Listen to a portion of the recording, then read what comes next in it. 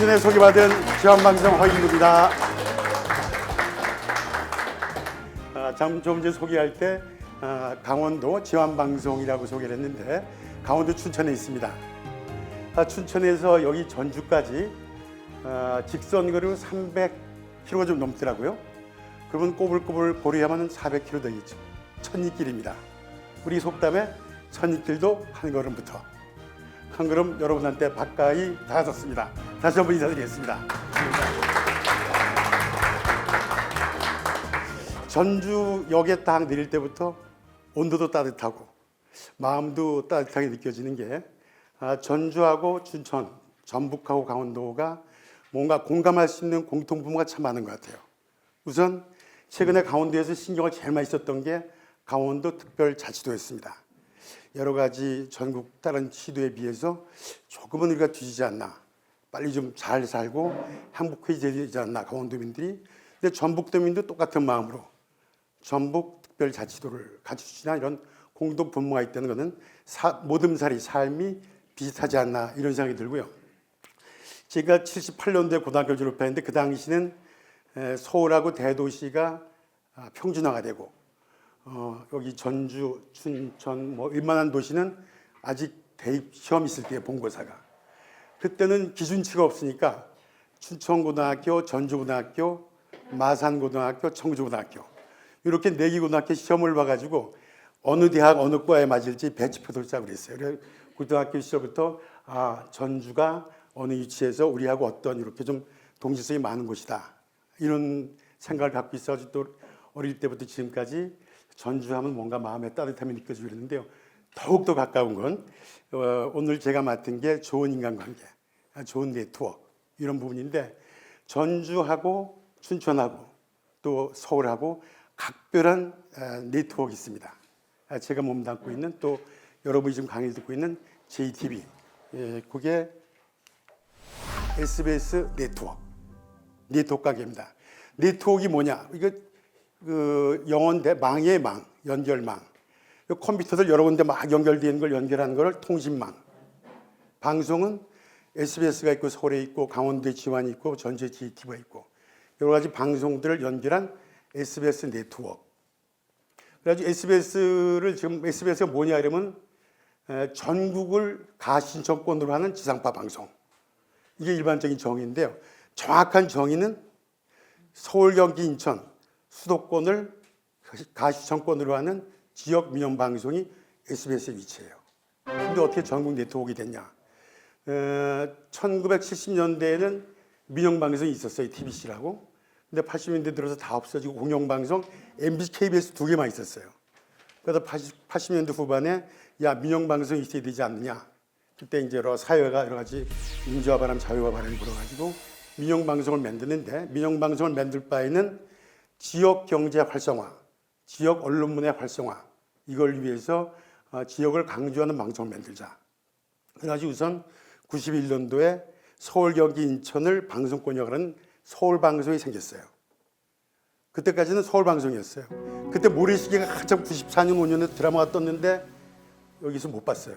지방에서. 그래가지고 비디오 테이프 막 사보고 막 그랬는데 저는 MBC에 있다가 SBS로 왔는데 저희 아버님이 공무원이셨는데 아들이 MBC 뉴스에서 가끔 나왔었는데 안 나와가지고 그 옥상 올라가서 안테나 막 고치고 그랬대요.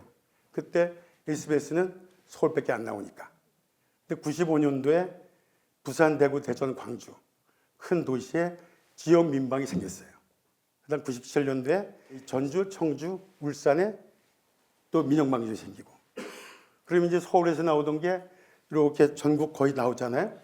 2001년도에 강원도하고 제주도.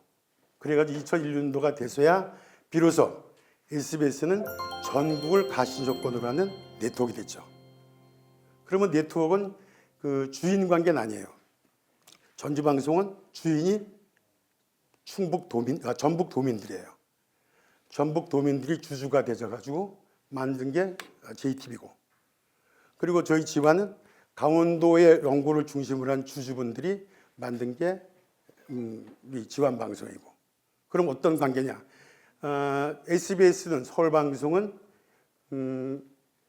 전국을 가시정권으로 하는 지역 민영 방송 네트워크의 키 방송사. 키 방송사니까 메인이죠. 그래가지고 SBS에도 프로그램을 만들어서 전국으로 내려보내면 우리 JTBC에서는 SBS의 70%에다가 여기서 자체로 만든 30%. 그래가지고 프로그램 방송을 내보내는 거예요. 뉴스 보면 처음에 SBS 전국 뉴스가 나오다가 어느 시점부터 전국 뉴스로 바뀌죠. 그 부분. 그게 9개 지역 민방이 평균적으로 30% 정도는 자체적인 방송 제작한 거. 70%는 서울에서 SBS 만든 거. 그게 방송망을 통해서 전국으로. 근데 이 JTBC나 G1 같은 게 없으면은 SBS에 만든 프로그램은 아무리 잘 만들어도 수도권밖에 안 나오죠. 그래서 네트워크. 우리 네트워크가 좋아야 된다. 네트워크가 단단해야 된다. 네트워크가 많아야 된다. SBS도 서울방송도 우리 지역민방 9개 네트워크가 없으면 수도권밖에 못 나오고 또 9개 지역민방과 SBS가 협조관계가 원만하지 못하면 민영방송은 광고, 상업방송이니까 광고를 이렇게 수익을 올리는데 수도권밖에 안 나오면 광고료가 많이 떨어지죠. 그래가지고 9개 지역민방과 SBS 지역민방이 네트워크 관계가 돈독하게 잘 되지만 SBS가 힘도 강해지고 시청자로부터 국민들로부터 사랑도 받겠죠. 이제 저에 대한 소개를 이제 간단히 하자면 저는 38년 방송인으로 있었습니다. 86년도에 여의도 1세대죠. MBC가 옛날에는 경향신문하고 같이 광화문 정동 쪽에 있다가 여의도로 86년에 처음 이사 갈 때 그때 공채로 MBC에 들어가서 91년도에 SBS 창사할 때 SBS 와가지고 계속 기자로 2010년까지 아까 소개하신 대로 이제 워싱턴 특파원도 갔다 오고 주요 부장도 하고 국장도 하고 그러다가 2010년에 큰 방송국에서 일이 하나 있었어요. SBS가 월드컵 올림픽을 단독으로 방송을 했어요. 그걸 기화로 해서 제가 이제 경영에 참여해가지고 2010년부터 SBS 여러분들 많이 볼 거예요. SBS 골프 사장도 하고 SBS 스포츠 사장도 하고 SBS의 수익, 광고 이런 모든 수익을 책임지는 SBS 미디어 크리에이트 지금 SBS MNC 사장도 하고 2018년부터 6년 동안 지원방송 고향에 가서 사장을 하고 이렇게 해가지고 방송 인생으로 기자로 24년 사장으로 14년 해가지고 38년을 방송 인생을 살아왔는데요. 이렇게 이제 38년 중에 24년을 기자로 했는데 그 방송 경영을 14년 하면서도 현장 기자를 워낙 사회부 정치부를 오래 했어가지고요. 그 티를 잘 못 벗었어요. 그래가지고 이 기자를 보통 영어로 번역할 때 신문 기자들은 저널리스트라고 그래요. 방송 기자는 리포터라고 그러고 이게 같은 거면서도 약간 뉘앙스 차이가 있어요. 저널리스트는 기록한다. 사실을 기록한다. 그런데 또 어떤 면에서는 사실 플러스 진실을 밝힌다. 뭔가 깊이 있게. 방송은 리포터. 포터가 뭐죠? 짐꾼이죠. 리포터. 그 짐을 다시 옮겨준다. 현장을 있는 그대로 생생하게 시청자들한테 전해준다. 판단은 시청자한테 맡긴다. 그런데 생생한 화면을 보여주려면 위장된 화면도 있잖아요. 진실을 파고들어서 더 깊이 들어가면 그것도 저널리스트 못지않게 진실을 밝힌 것도 있지 않는가. 근데 어쨌든 신문은 저널리스트, 방송을 리포터 할 때 방송은 뭔가 현장을 있는 그대로 시청자한테 전해주는 것. 그래가지고 저희가 뉴스 마무리 끝부분에 처음에 옛날 MBC 허인과입니다, SBS 허인과입니다. 그 전에 뭐 한마디를 했어요. 이런 대책이 절실합니다. 이게 부족합니다. 그런 얘기는 시청자한테 맡겨라. 그리고 또 나중에 이제 이렇게 정부 부처 출입할 때 그런 얘기 들죠. 대책이 절실하다 그러면 조직도 만들고 사람 늘리라는 얘기냐. 근데 그런 거 줄이라고 하면서 이제 끝에는 그렇게 하는 부분들 이런 부분에 대해서 이 기자가 과연 이 옳고 그름의 멘트를 해야 되냐 안 해야 되냐 이건 IT 숙제예요. 그런데 한동안 그게 또 안 하는 걸로 됐다. 요즘은 좀 되는 걸로 이렇게 좀 자기 의견을 집어넣는 걸로 하는 주제인데 이 말씀을 드리는 거는 제가 이제 우리 한 사장님한테 이런 좋은 프로그램이 있는데 와서 이렇게 강의를 하면 어떠냐 해가지고 아니 그 훌륭한 분들이 많고 이런 분들이 제가 가서 뭔 얘기를 합니까 그랬더니 허인구하면 이렇게 많은 사람이 좋아하지 않냐 그리고 네트워크가 잘 될 때도 그거를 하면 어떠냐 이런 얘기를 하더라고요. 그래가지고 뭐 또 이렇게 사양 또 했다가 다시 또 하게 됐는데 그때 생각이 든 게 그래 그러면 그 리포터 제 평생 현장을 그대로 시청자들에 전하는 역할을 했으니까 좋은 인간관계가, 좋은 네트워크가 어떤 건지에 대해서 내가 취재하면서 느꼈던 것, 사장하면서 느꼈던 것들을 여러분하고 같이 이렇게 공유하는 그런 자리로 여러분들의 말씀을 드리겠습니다. 이거 아시죠? 세계 한인 비즈니스 네트워크. 지난달에 전주에서 있었죠. 이것도 어떻게 올해 전주인지 모르겠어요. 제가 어느 정도 이렇게 사용이 돼서 세계에서 참 중국이라는 나라 대단하다. 어디 가도 세계는 차이나타운 있잖아요. 그 차이나타운의 주인들을 화상이라고 하죠. 화교 상인들. 근데 못지않게 우리나라도 이제 전 세계 어디 가도 한국 사람들이 많아요. 한상, 한국 상인. 그리고 한 600만 된다 그러는데 어디 가도 차이나타운 있지만 코리아타운은 없어요. 그런데 가서 우리나라 사람들, 교민들 가서 고생 많이 하셔가지고 성공한 들 많아요. 또 어떻게 보면 미국에서 2세, 3세들은 아주 선진 문화, 과학을 많이 발달해가지고 좋은 이 첨단 기업의 그룹을 운영하는 사람도 많고 세계에 흩어져 있는 한인들을 하나로 묶어서 대한민국의 경제인들하고 같이 교류를 하자. 이거 얼마나 기발한 발상이에요. 이게 2002년에 만들어져 가지고 올해 22년째, 2024년에 전주에서 열렸어요. 그 곡절이 얼마나 많았겠습니까? 여러 가지가 많았는데 그때 한 해도 안 쉬고 쭉 이어오다가 점점 키워오다가 거기다 작년에는 이게 이제 어떻게 되냐면 우리 재외동포 재단이라고 있어요. 전 세계에 600만 교민들의 경제인들을 다 모아서 우리나라 교민들하고 네트워크를 만들어 놓고 내 고향 전주에 와서 전북대학교에서 우리 전주하면 뭐죠? 대한민국의 가장 명품 도시잖아요. 한국의 고유한 것들, 문화와 예술을 다 갖고 있는 명장, 한복 명장이 만든 전주 한복 명장이 만든 한복을 전 세계에 있는 우리 전부인들이 다 입고선 이 자리에 있는 모습. 저 이 한 장의 사진이 마음이 느껴웠어요. 우리 제가 이제 원시적 특파원을 3년 했고 그다음에 연수를 또 미주리에 가서 해서 교민들의 마음을 알아요. 우리 교민들은 1950년도에 이민을 가잖아요. 지금도 1950년대 마음을 그대로 갖고 있어요. 그분이 1950년대 이민 갔다가 2000년에 한국 갔잖아요. 옛날에 한국으로 따라가려면 간 만큼의 기간이 지나야 된대요. 50년이 지나야지 우리의 정신을 따라온대요. 그래서 지금 여기 나가는 교민들은요, 저 한복 입었던 저분들의 시대에 그 향수를 무장 갖고 있는 분들인데 세일의 전주 명장께서 만드신 한복을 입고 한절의 경제인들이 있는 저 마음, 이 사진 하나만 가지고 저는 대한민국의 최고의 네트워크를 만드신 분이 우리 한명희 사장님이시다.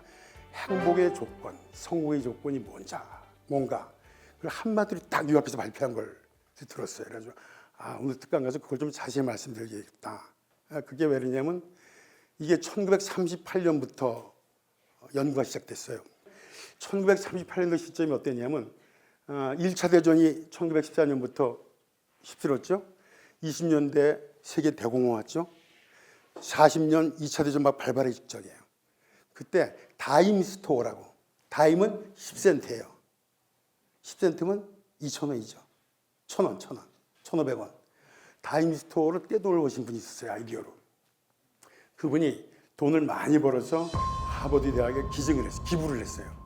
그러면서 참 요즘 세상이 각박해졌다. 산업혁명 이후에 도시화되고 문명화되고 그러면서 서로 욕심이 많아져가지고 1차 대전, 세계대전 일으키고 경제대공하고 이제 또 전쟁 분위기도 오고 도대체 사람에게, 인류에게 행복이란 무엇인가? 성공이란 무엇인가? 이걸 좀 잘 연구해달라. 하버드가 의뢰를 받았어요. 많은 기부금과 함께. 하버드 대학에서 우선 연구팀을 구성했어요. 우선 정신과 의사 들어가 있죠. 경제학자 들어가 있죠. 사회학자 들어가야 되죠. 인류학자 들어가야 되지. 복지학자 들어가야 되지. 프로젝트 팀을 구성했어요. 그 조사 대상. 우선 하버드 대학, 하버드 법대생이 제일 똑똑한 사람이 많이 들어오니까 하버드 법대 2학년, 38년이니까 그 전에 들어온 사람 한 300여 명. 그러다 보니까 전부 백인이고 잘 사는 사람이야. 그 보스턴에서 가장 빈민가가 있어요. 빈민가에 18살, 19살짜리 젊은이 숫자 같은 수명, 300몇 명. 거기 남자야. 그런데 마침 여자 100명을 대상으로 샘플고 조사한 대상이 있더래요. 여자 100명. 그래서 800명 가까이를 가지고 조사를 들어갔어요. 엄청 깊이 있는 조사인데 이게 이 사람들이 죽을 때까지 조사하는 거였어요. 근데 이게 발표가 된 게 2010년 무렵부터, 그러니까 1938년부터 2010년 무렵에 발표가 된 게 한 72년 지날 때인데, 그때 이게 이제 팀이 구성돼서 갔는데 팀장들은 한 20년 단위씩 바뀌온 모양이에요. 이렇게. 네 번째 팀을 맡았던 분이 책을 냈어요. 하버드 베일런트 교수라고 그래가지고 행복의 조건, 성공의 조건이라는 책을 냈는데, 그 다음에 3년 뒤에 또 75년까지 계속 연구가 진행되니까 월딩거 교수라는 분이 또 이 책을 냈는데, 두 책이 다 공통점이 비슷해요. 조사도 아주 심층적으로 했거든요. 매년 설문조사도 하고, 방문조사도 하고, 가족조사도 하고, 부인 아들 다 조사를 해가지고 과연 당신이 건강 상태는 어떻고 행복은 어떻고 어떻게 사는지 딱 했는데, 처음에 이제 조사에 들어가기 전에는, 조사 들어갈 때 시작할 때 물었을 때는 당신 어떻게 좀 행복해지겠냐? 지금이나 비슷하죠. 대개 돈을 많이 버는 거, 명예로워지는 거, 열심히 살아서 성과가 많은 거. 그런데 이 조사가 발표될 시점, 2010년 시점, 72년 되고 75년, 2012년 시점, 이때는 딱 한 단어로 나온 답이, 전 처음에 듣고선 이게 뭐야? 그랬는데 곰곰이 생각하니까 그게 맞더라고요. 답은 릴레이션십이었어요. 릴레이션십, 관계. 그리고 이 관계 외에 여러 가지가 많이 나오는데 뜻밖에도 돈과 명예는 없었어요. 근데 그건 있을 수가 있을 거예요. 뭐냐면 물론 하버드 법대생들은 다 이제 잘 됐겠죠. 그리고 도시 빈민가에서도 젊은 청년들이 열심히 노력해서 어느 정도 성공한 분들이 그래도 오래 살아남으니까, 그런 분은 또 이제 응답률이 높아질 수 있으니까. 그런데 그렇지 않은 분까지 심층적으로 많이 조사를 했으니까 시민성 부분은, 돈과 명예 부분은 거의 뒷부분에 안 나와요. 특히 나이가 50 넘어서부터는. 딱 한 단어로 얘기하면 릴레이션십, 관계였습니다. 그런데 행복하려면 관계도 좋은 관계 있고 나쁜 관계 있잖아요. 굿 릴레이션십. 이 한 단어였는데요. 이 한 단어를 수만 페이지에 수만 페이지, 흠하는 수만 페이지에 800명의 인생을 한꺼번에 펼쳐놓은 거예요. 펼쳐놓고 결론으로 당신이 가장 행복한, 가장 성공한 걸 뭘 가지고 느끼냐? 굿 릴레이션십. 그러면 굿 릴레이션십을 이루는 7가지 변수를 한번 찾아봤어요. 처음에 고난, 역경, 새로운 도전, 이거에 대해서 어떤 태도로 얼마큼 긍정적으로 대하는가. 두 번째는 좋은 배우자, 안정적인 결혼 생활. 이 부분에 대해서는 이제 아무래도 서양 부분에는 이렇게 이혼하는 경우도 많잖아요. 첫 번째 배우자의 관계가 참 중요하다. 그리고 웬만하면 이렇게 잘 그냥 이렇게 참고 이해하고 유지하는 게 낫다. 근데 정 안 맞으면 이혼하더라도 혼자 살지 말고 반드시 재혼해라. 그래서 안정적인 결혼을 해라. 이런 게 나오고요. 세 번째가 적절한 음주. 제가 처음에 이제 이 강의를, 이걸 이제 하버드 이거를 처음에 세리쇼의 특강에서 듣고선 집사람한테 들려줬더니 집사람이 막 웃더라고요. 당연히 세 번째 이것 때문에 너한테 들려주는 거지. 이러고 술을 아예 안 마시는 것도 좋지만 그래도 좋은 인간관계, 사회생활을 위해서는 적절한 음주. 그래서 여기도 이제 수만 페이지 분량이니까 여러 가지 논란이 있겠지만은 가장 적절한 거는 일주일에 2번 정도고 한 번에 와인 2-3잔 정도라고 합니다. 그리고 일반 의사들도 그렇게 얘기를 하고요. 근데 술이 약한 분들 이렇게 그 작은 양도 먹고서 이렇게 알코올에 좀 문제가 생기면 아예 안 마시는 게 낫고요. 네 번째가 45세 이전 금연인데 이것도 연구 발표 시점에 따라서 50세 이전도 있고 45세 이전도 있어요. 왜 그러냐면 담배를 피워도 20년 이상은 피우지 말랍니다. 그런데 대개 25세 시작한 사람들은 45 전에 끊고 30이 시작한 사람은 50세 전에 끊고, 그 다음에 적정한 체중하고 규칙적 운동. 규칙적 운동도 일주일에 4번 정도 하루에 1시간 정도씩은 하는 게 좋고, 7번째도 중요한데요. 평생 공부. 여러분들처럼 이렇게 공부하는 것들, 뭔가 배우려는 거, 이거를 죽을 때까지 계속하는 게 건강에 좋고 더 행복한 삶이 되고 건강한 삶이 되고, 긍정적 태도, 애티튜드, 자세. 한 부분 한 부분을 이제 이렇게 한번 나눠서 보면요, 관계, 릴레이션십, 관계 이렇게 생각해 보니까 관계가 제일 중요한데 진짜 관계가 많더라고요. 태어나면서 부모 자식 관계, 형제 관계, 친척 관계 기본적으로 주어지죠. 저희 시대는 유치원이 없지만 지금 뭐 유아원, 유치원, 초등학교, 중학교, 고등학교, 아니면 검정고시도 있고 대학도 있고 대학원도 있고 이렇게 평생 교육과정도 있고 계속 이렇게 공부 연결되는 거, 직장, 일로 연결되는 거. 거기서 각종 사회단체, 뭐 체육회, 무슨 모임들, 동호회들. 그런데 제가 이 뒤에 백그림 사진은 제 안사람의 초등학교 동창 모임에 가서 찍은 사진입니다. 내 동창들만 내 관계가 아니에요. 이게 입체적으로 봐야 됩니다. 제가 좋아하는 모임 중에 하나가 저희 아버님 모임이에요. 저희 아버님이 평생 산림공무원이셨거든요. 그 산림공무원분들이 이렇게 전근도 많고 드셔요. 산불도 많이 나고 그래가지고 좀 끈끈해요. 아버님이 암 때문에 일찍 돌아가셨는데요. 아버님 은퇴하신 분들이 모일 때 저를 불러요. 아버지 대신에. 그러니까 이모빈들 모임할 때. 그러니까 모임 이렇게 내가 갖고 있는 관계는 내 부모, 형제, 친척, 나의 동창들, 나의 친목계뿐 아니라 내 가족의 동창들, 내 가족의 친구들, 아내, 자식들의 입체적으로 보면, 근데 이 관계가 많을수록 복잡하고 골치 아플 수 있어요. 어느 시기마다 이거 조사할 때도 30대, 40대 많이 좋지만 60대, 70대 되면 꼭 필요한 관계, 좋은 관계 유지될 수 있는 자기 이렇게 함량이 있잖아요, 그죠?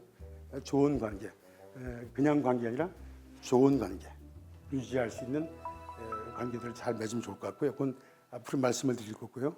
하여튼 인간관계는 평면적으로 볼 게 아니라 입체적으로 봐야 된다.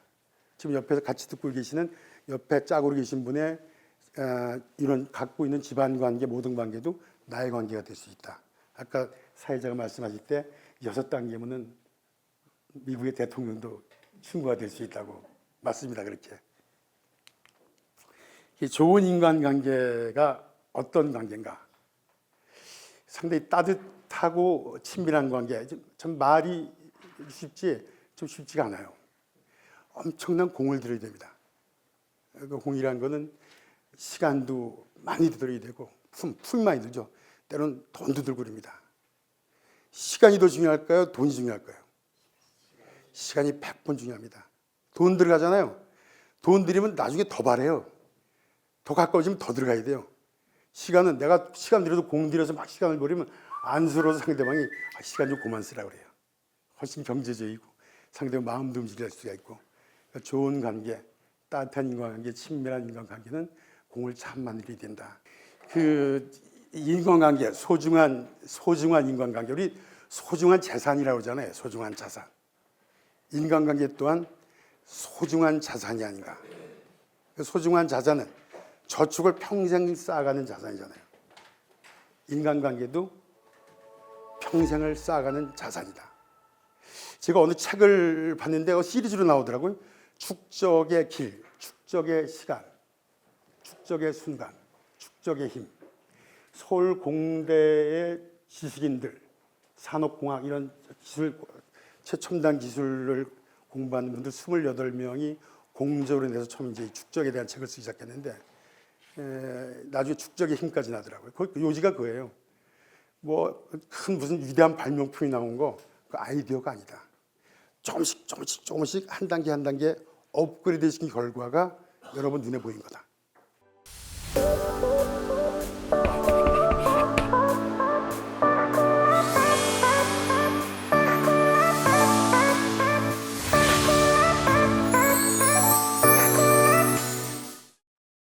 인간관계 하루아침에 만들어지는 거 아니고 평생 쌓아가는 축적의 힘.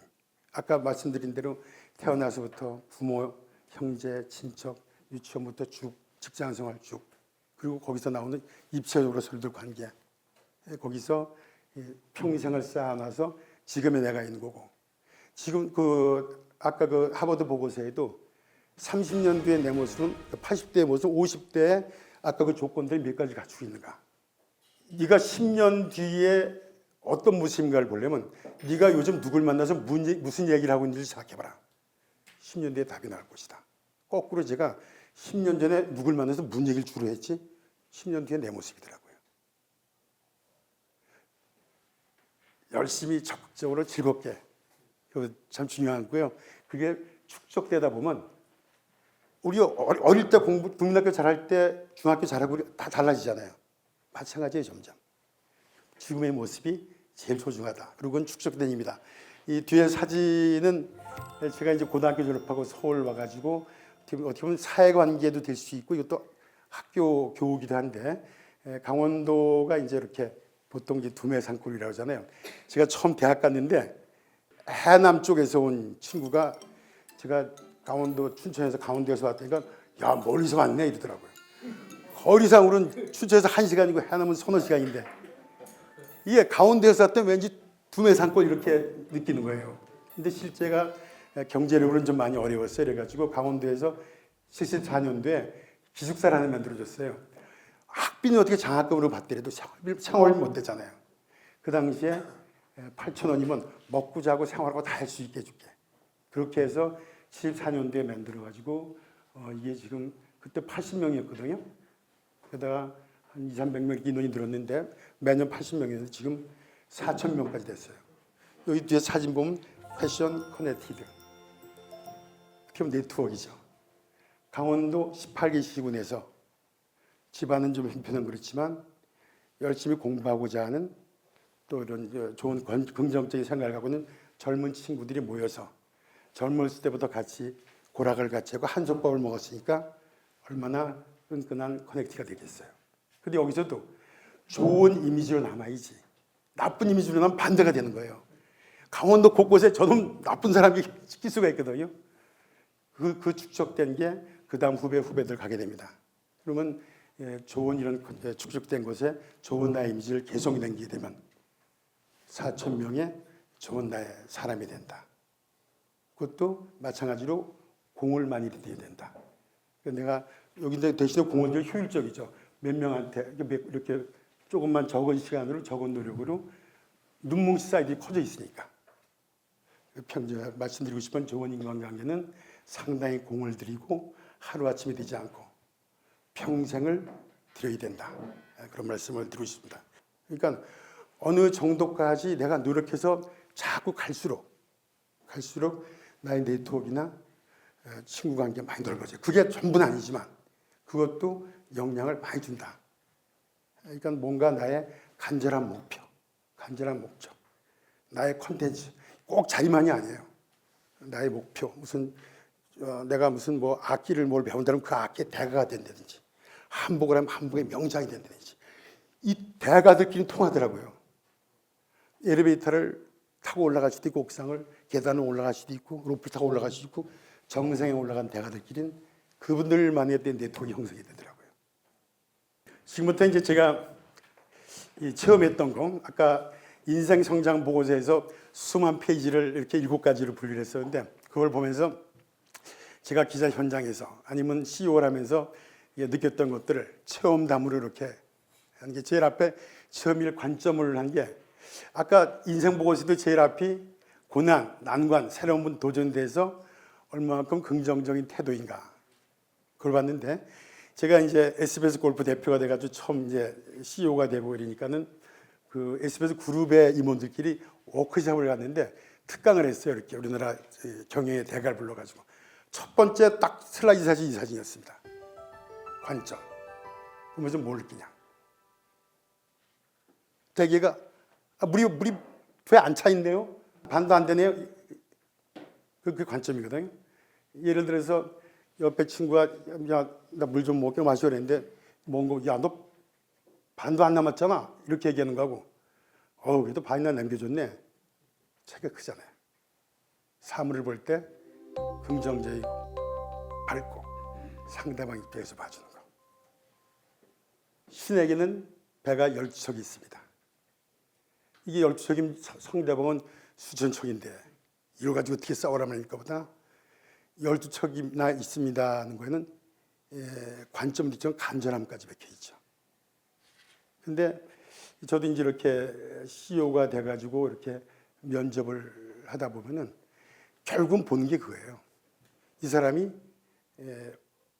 자세, 애티튜드 자세가 어떤가, 얼마나 긍정적이고 적극적이고 밝게 보는가. 그러잖아요.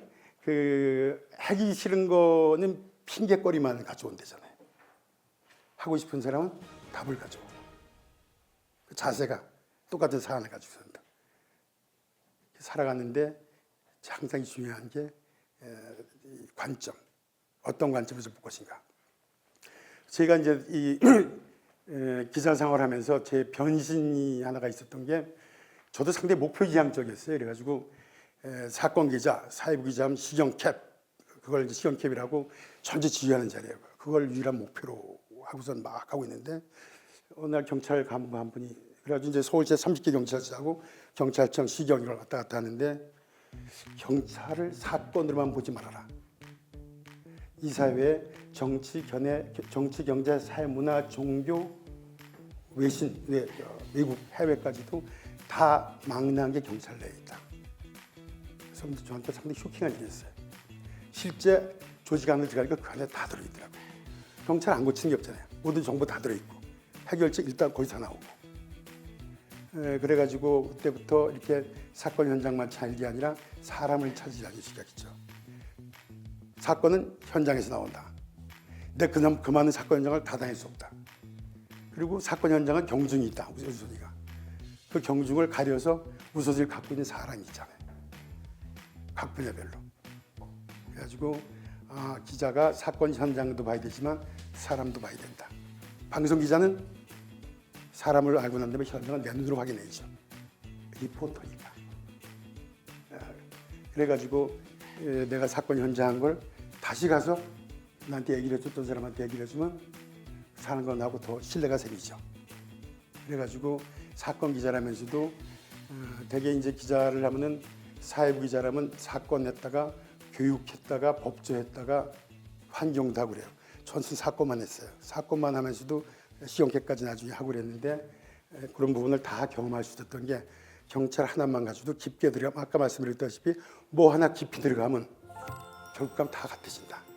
이 방송을 스페셜리스트로 볼 것인가, 제너럴리스트로 볼 것인가. 스페셜리스트가 정점에 올라가면 제너럴리스트가 된다. 장군엔 병과가 없다. 마찬가지인 것 같아요. 한복의 장인이시면 경제 장인, 정치인의 장인하고 같이 통하실 거라고 생각됩니다. 그러니까 어디 가서 내가 좀 허드렛 일을 하고 있고 뭘 하고 있어도 내가 그걸 어떻게 보고 어떻게 극복하냐에 따라서 어느 구름에서 비 내리는지 모른다잖아요. 어디서든지 늘 최선을 자기 자리에서 다하고 좋은 관점에서 생각하는 것 상당히 중요하지 않나 생각합니다. 어릴 때도 많이 듣던 게 이제, 야, 너 공부 잘한다고 출세하는 거 아니다. 근데 진짜 이렇게 나와서 사회생활, 저 CEO 돼가 사장 돼서 보니까 대기업의 사장들 중에요, 명문대 출신 많지 않아요. 물론 아주 두뇌를 필요로 하는 거, 뭐 삼성전자 이런 데는 꽤 있지만, 물론 이제 뭐 이렇게 그래도 아주 억대한 건 아니고 반이 안 돼요. 답을 제가 생각해 봤어요. 이게 나눠봤어요. 이게 사람이 공부 학습이 아래가 바뀌면 좋은데, 학습 밑에 배우고 익히는 거. 한문이라는 게 3000년 동안 실생활에 쓰면서 철학이 박힌 뜬 문자잖아요. 공부. 한문으로 장인공자이다, 지아비부자예요. 장인공이 뭔지 알죠? 대장장이. 쇳덩어리를 뜨거운 물에 팍 녹여요. 찬물에 팍 식혀요. 또 뜨거운 물에 녹이고 찬물에 식혀. 담금질한다 그러죠. 망치로 두들겨 패요. 그게 장이에요, 장. 자, 장인, 공. 뭘 만들려고? 지아비부. 저 시대에는 이제 지금처럼 남녀 평등이 아니라 남성 위주니까 사내 대장부를 만드는 것, 가장을 만드는 것. 가장이 뭐죠? 책임지고, 봉사하고, 희생하고, 리더십이죠. 제가 이 공부 잘해서 사회 성공 안 하는 사람 못 봤어요. 밑에 공부 잘하는 분들은 저기를 가면 무슨 박사가 된다든지 연구원이 된다든지 그런 분이 성공해요. 근데 밑에 것만 가지고 위에 거 없이 성공하기 힘들어요. 근데 위에 거 있으면서 아래 거까지 갖고 있으면 양수겹장이죠. 제가 지금은 이렇지만 하여튼 열심히 살아요. 그 열심히 사는 게 공부 잘하는 거예요. 근데 그 열심히 사는 거를 나만이 아니라 옆에 있는 분, 우리 원우들, 가족들 위해서 조금 희생하고 봉사하고 책임을 져줄 수 있는, 책임지는 거예요. 책임지는 거. 공부는 책임지는 거예요. 제가 보기에 책임질 줄 아는 거, 자신 있게 책임지는 거, 잘 책임지는 거. 학습은 새로운 거 배우고 닦는 거. 이게 학습 중이에요. 습은 있는 거를 습관화시키는 거예요. 외우는 거. 학은 깨우치는 거예요. 요새 AI 나오죠? 배워야 돼요. 학. 근데 기존의 학문들 있죠? 습득하고. 그리고 공부, 책임지고. 아마 여기 계신 분들은 이렇게 CEO 과정 나온 분들은 학습도 잘하지만 공부도 잘하신 분일 거다. 그렇게 생각이 듭니다. 그렇기 때문에 뭔가 이렇게 책임감을 가지고 이 자리에 와서 하나라도 좋은 말을 더 들어서 나를 위해서, 가족을 위해서, 이웃을 위해서 일을 하신 분 아닌가 생각이 듭니다. 이 좋은 생각과 좋은 말, 저는 이게 가장 중요하다고 생각해요. 사회생활하는데 가장 기본. 이게 좋은 생각에서 좋은 말이 나오고, 좋은 말에서 좋은 행동이 나오고, 행동이 습관이 되고, 습관이 가치관이 되고, 가치관이 내 운명을 좌우한다. 생각에서 시작돼요. 생각. 제가 이제 이 드신 사회부 기자를 오래 해가지고 성격이 괴팍하고 막 이랬어요. 그래가지고 기분 나쁜 건 못 참고 이렇게 마음에 갖고 있다가 술 마시면 나도 모르게 폭발하고 막 이랬어요. 그래가지고 실수도 몇 번 하고 그래가지고 야 이러다 내가 뭐 좀 잘못되겠다. 그래서 혼자 생각한 게 그 술자리에 나갈 때 오늘 누구 나오냐 이렇게 봐가지고 막 좋은 생각하고 나가는 거예요. 혼자. 저 사람 이런 장점이 있어. 막 노력하고. 그러고 하니까 그런 실수하는 게 확 줄어들더라고요. 그리고 좋은 생각하면서 이 사람한테 이런 얘기 해줘야지. 얘는 이런 장점이 있어. 그리고 얘가 이런 장점이 있어를 생각하다 보니까 그 장점이 실제 그 사람의 장점이 되더라고요. 그 사람을 대한 내 행동이 되고. 이것도 과학적으로 입증이 된 실험이라는데 꽃을 놓고 야, 너 이쁘다 그러니까 진짜 이뻐지고 더. 야, 이 썩을 놈아 이러면 진짜 꽃이 시든데요. 실제 그렇대요, 말이. 식물도 알아듣는데요. 내가 누구한테 좋은 생각하잖아요. 그것 귀신같이 알아요. 표정 보고 하는지 말투가 죠. 내가 누구에 대해서 이렇게 속으로 겉으로 막 표정을 해도 속마음에 안 갖고 있잖아요. 이렇게 알더라고요. 살아보니까. 물론 이제 다 아시겠지만 다 알아요. 좋은 생각. 이것도 아까도 이제 제가 이렇게 나의 관계에 살 때 나뿐 아니라 가족 전체를 이렇게 봐야 된다 그랬잖아요. 제가 한번 실수를 한 번인데 실수인지 모르고 저는 뭣도 몰랐어요. 저하고 이제 고등학교 친구 재수할 때 같은 방도 쓰고 아주 친한 친구예요. 사이 나서 가끔 만나고. 근데 그 부인하고 부부는 처음 만난 거예요. 나는 친근감에 편하게 얘기를 막 했어요. 그 다음에 또 이제 부인이 같이 보려고 했더니 자꾸 이렇게 말을 돌려. 나중에 얘기하는 거예요. 술 몇 잔 마시다가 네가 나를 좀 너무 막대하는 것 같았대. 그러니까 나는 친근감에서 표현했는데 부인 입장에서 보면 그러니까 늘 너무 편하게 생각하는 게 아니라 좋은 생각을 하려면은 늘 이렇게 정성을 들여야 되잖아요. 아, 오늘 부인이 같이 나오는구나. 부인은 어떨까? 그런 것도 남을 좀 배려하고 고려해야 되는 것. 그런 것도 좋은 생각에는 여러 가지가 있어요. 그리고 그 나오는 상대에 따라서 좋은 말들을 해주려면 좋은 생각을 해야 되고 노력을 해야 되지 않나 듭니다. 시 아세요? 시 정현종 씨의 방문객이라는 시. 방문객. 사람이 온다는 것은 실로 어마어마한 일이다. 그는 그의 현재와 과거와 그의 미래와 함께 오는 것이기 때문이다. 한 사람의 일생이 오기 때문이다. 부서지기 쉬운, 그래서 부서지기도 했던 마음이 오는 것이다.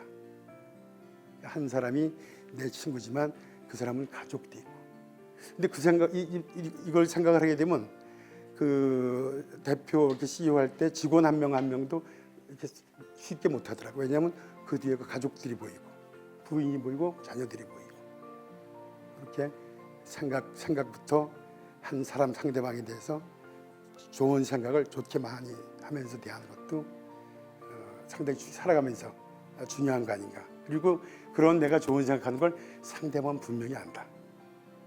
그리고 내가 나쁘게 생각을 한 건 상대방도 알고 있다. 그냥 웃으면서 대할 뿐이지.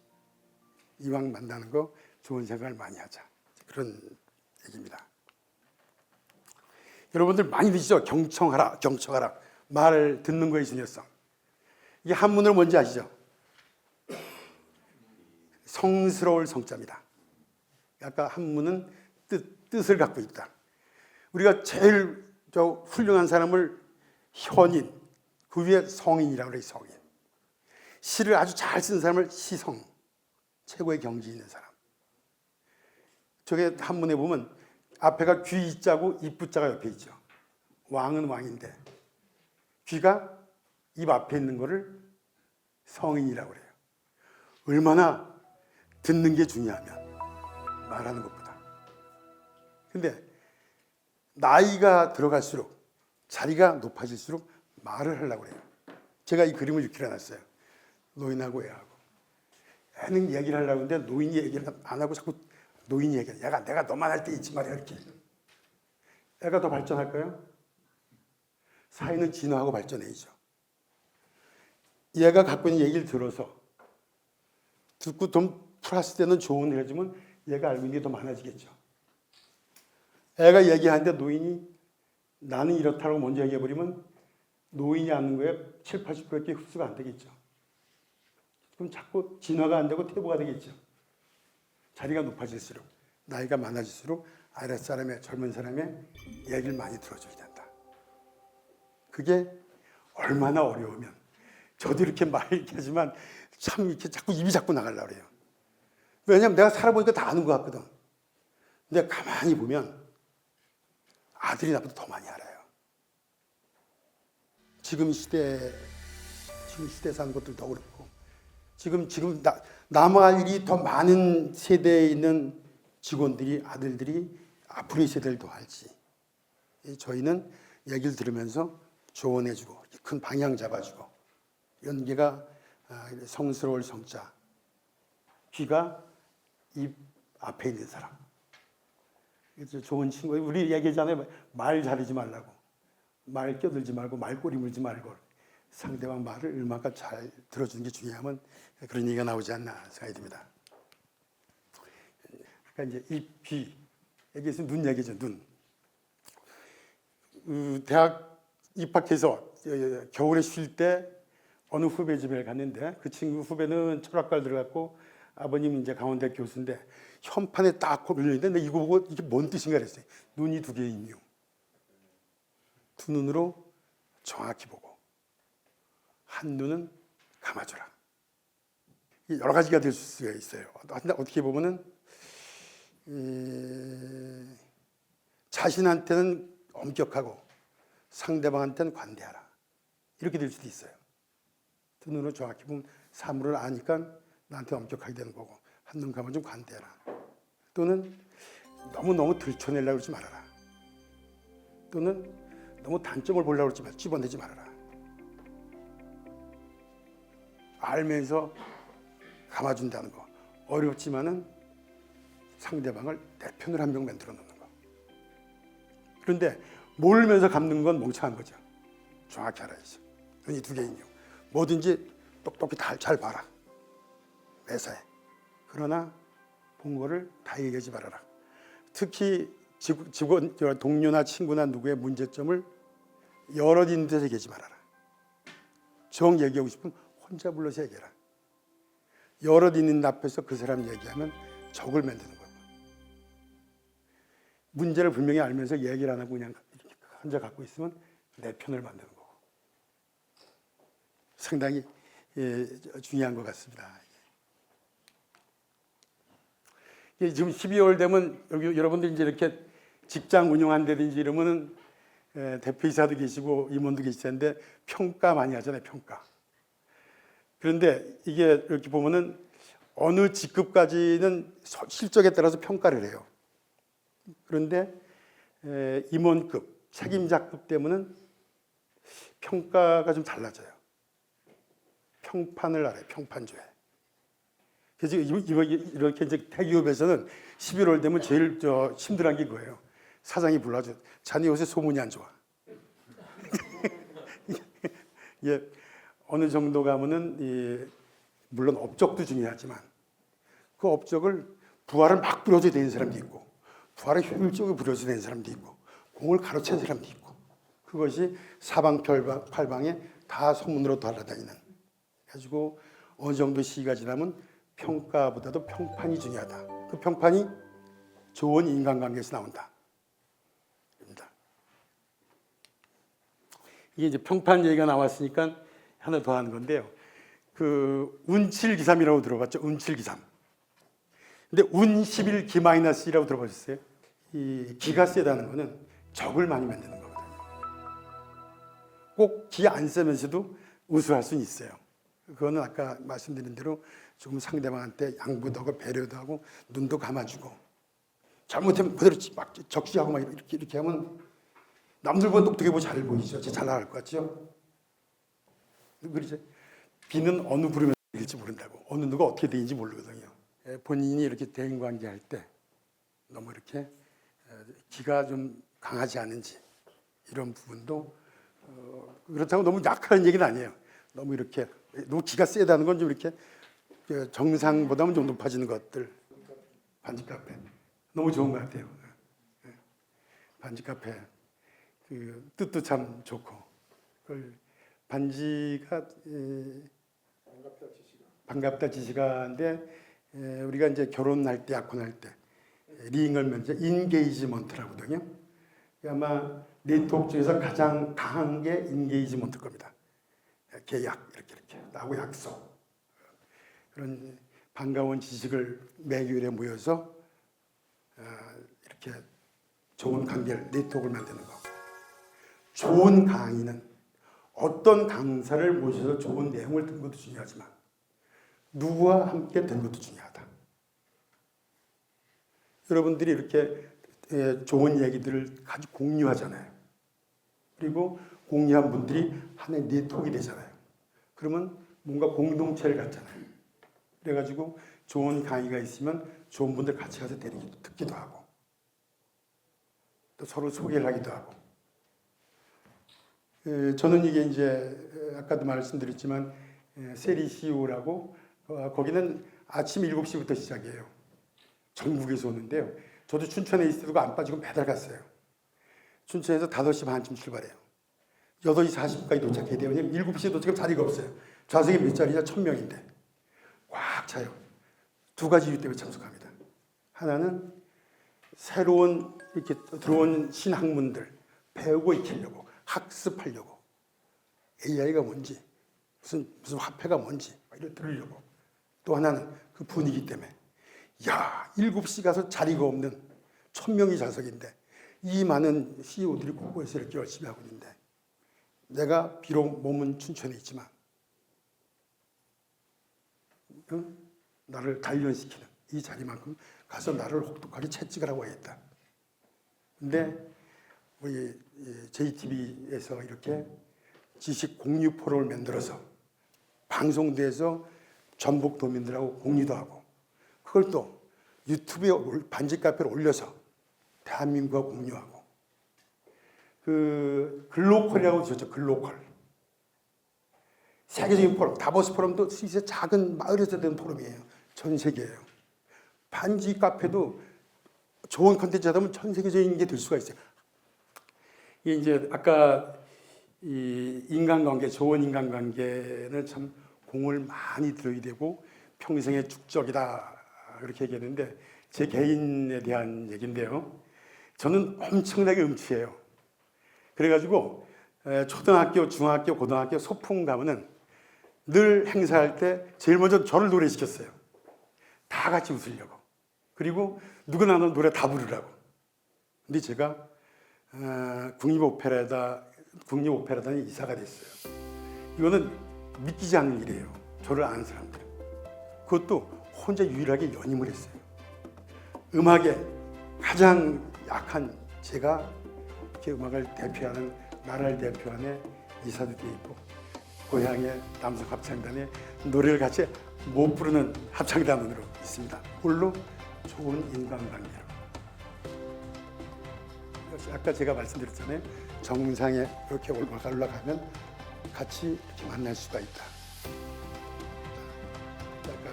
교회 장인이지만 다른 장인도 할 수가 있다. 그리고 사실 제가 지원방송 강원도 가서는 야, 전국 대상으로 SBS 골프대학 최강자를 만들었으면 강원도 고기동창 최강자를 만들자.